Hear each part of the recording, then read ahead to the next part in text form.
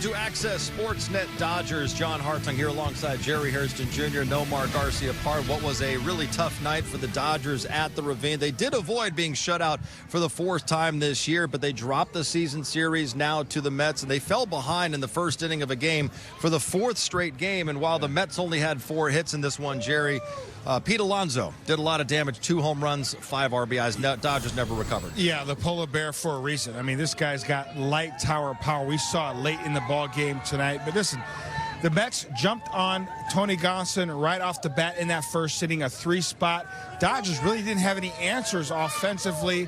This game really was dominated by the Mets pitching and offense. Yeah, I think from the offensive side for the Mets is concerned against Tony Gonsolin, not only that first inning, but they made it stressful, I think, throughout. Tony Gonsolin battled, ended up going 5 innings, but he was really still trying to really find it.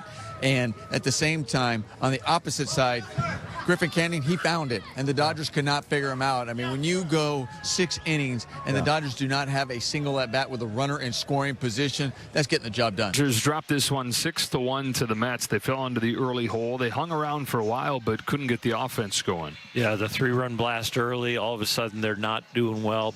Tony Gonsolin settles in, keeps the pitch count in order, gets them pretty deep into the game, but Alonso goes deep and takes it a 6th spot. That made it tough. Tomorrow it's going to be Landon Knack to try to get a split in this series. Knack, his last couple starts, has gone 6 full innings. Yeah, I like the way he goes about his business. He looks very confident. The body language attacks the strike zone. Will continue to do that. He's going to have a good night. I think that day game tomorrow, when the ball is carrying a little bit, just keep the ball on the ground. All right, Landon Knack for the Dodgers. David Peterson counters for the Mets at 110. I don't know if it's even just tonight. I think, if you look back at the 2 series that we played against these guys, they're pitching us really well.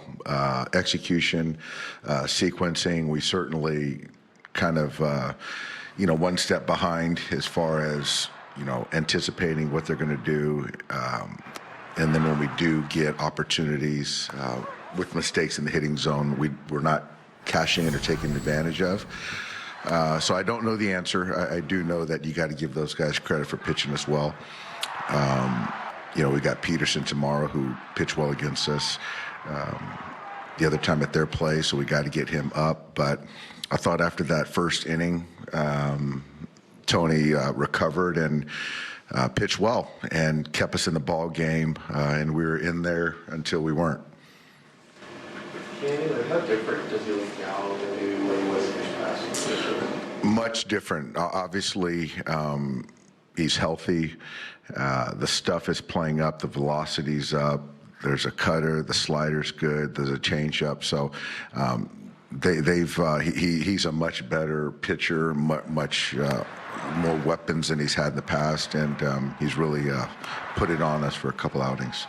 You talked about his blitzing, and that's kind of the blitzing the last couple series. Is that mostly just mixing it more off speed and maybe back pitching backwards, stuff like that you've had? I think so, yeah, and I think that there's no secret that most of our guys are on the fastball, but if you can have the ability to strike secondary pitches in hitters' counts, it makes it a little bit more tough. But that calls for adjustment on our part. But I think that's kind of probably what it is.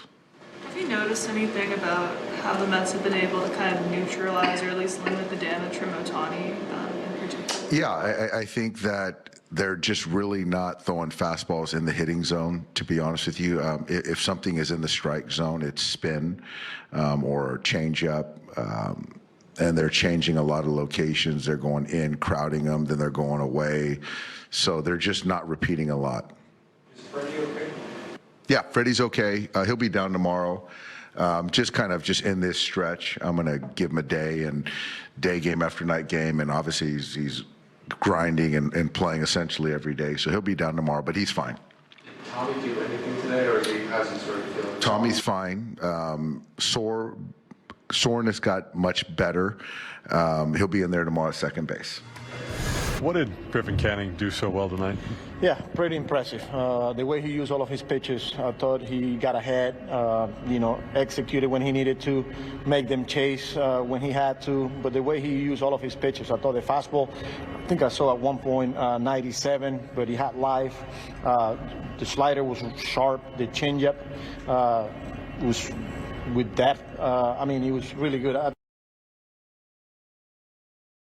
think like in the third or fourth, he got, behind a couple of times, but then as the game went on, I felt like, especially the slider, pretty impressive for him to go out there and do what he did against that lineup. You mentioned especially the slider, but I think that changeup the last couple of outings, he hasn't gotten as much swing and miss on that, and it was back up to what we were seeing earlier this season. Did you see that pitch take a noticeable tick back up tonight? Yeah, and especially with some of the swings he was getting on that pitch, the depth, like I said, and this is something that, in between outings, they work on it, so you got to give him and the pitching group some credit, and he kept throwing, he kept using it, but I thought because of the life on his fastball and the way the slider was today, he was really, really good.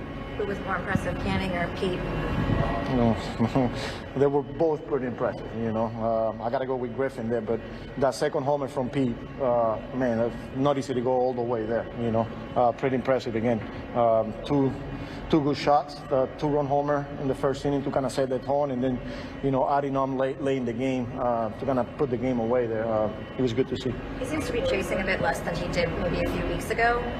Was it an adjustment he made, or is he just sort of back to being Pete Alonso? Yeah, I think it's part of the grind, when you go through, when you're playing 162, you're going to go through stretches where they're going to make you chase, and you're going to have to make adjustment, and that's what he did. That's what makes him a great hitter, his ability to adjust, and we've seen that out of the gate early in the season. He wasn't missing pitches, he wasn't chasing, then he went through a stretch when they made him chase, and now he's back to that hitter that we saw at the beginning, and when he's doing that, he's pretty dangerous. Canning, 6-2, 2.90 ERA, sort of a resurrection for him. What have you, not just tonight, but this whole season? Yeah, he's been awesome for us. He's been pretty consistent. Yeah, the last two outings, obviously the rain against the Dodgers at home, but then he had a tough one there against the White Sox. But overall, we feel really good every time he takes the ball, and you got to give him credit, man, because he's been open to the new ideas and adjustments, whether the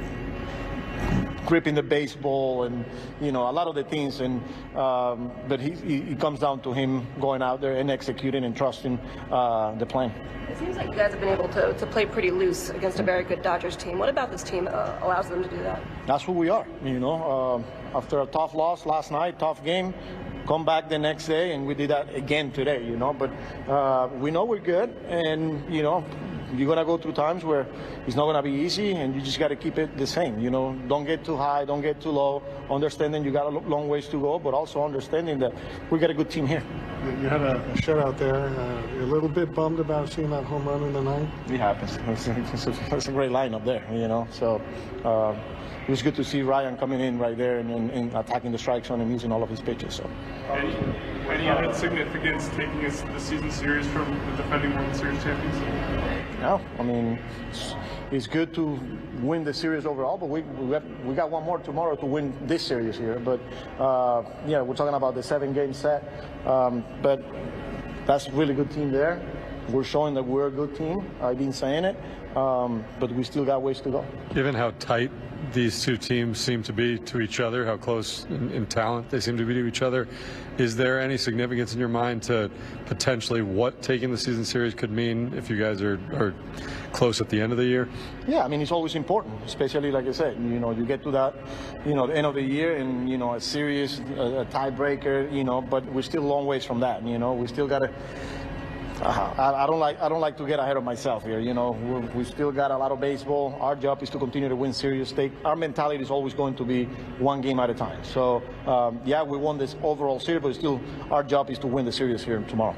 Carlos, on tonight, particularly the second and third plate appearances against Gonsolin, they were going back and forth, smiling, shuffling. He was doing stuff that we've seen Juan Soto do in the past. Does that mean anything to you? Is that a sign of anything? Not really. I mean, Juan Soto being Juan Soto, but I've been saying it even through the tough times, if you want to call it. He's been the same guy, the guy that comes in, prepares, competes, and as long as we're winning games, that's all that matters to him. So he knows he's too good of a player and too good of a hitter, and at the end of the year, the numbers are going to be there, and we know that.